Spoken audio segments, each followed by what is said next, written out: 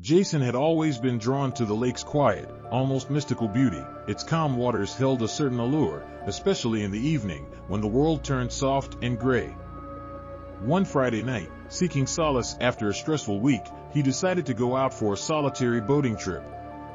He loaded up his small vessel and set off just as the last light faded from the sky, letting the soft hum of the motor guide him to the lake's deepest, most secluded part. As he drifted, a thick fog rolled in, veiling everything in ghostly white.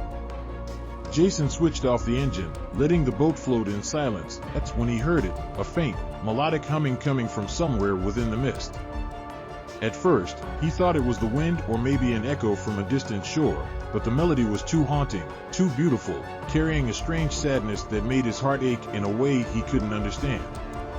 Intrigued, Jason peered into the fog, searching for any sign of movement, any explanation for the ethereal tune. He saw nothing but a wall of mist and the rippling water around his boat. The song grew clearer, pulling him in with an irresistible force. A shiver ran down his spine as he leaned forward, trying to catch a glimpse of the source. And then, there she was, a figure emerging from the water just a few feet away. Her long, dark hair floated around her like tendrils of seaweed, blending with the shadows of the lake.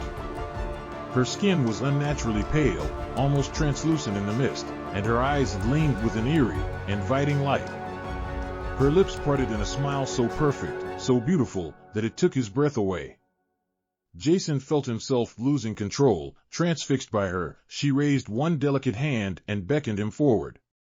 Without a second thought, he stood up, leaning over the side of the boat. He felt a compulsion he couldn't resist, as if some part of him knew he belonged to her. The water, icy and dark, lapped at his hands as he inched closer. Her song was louder now, reverberating.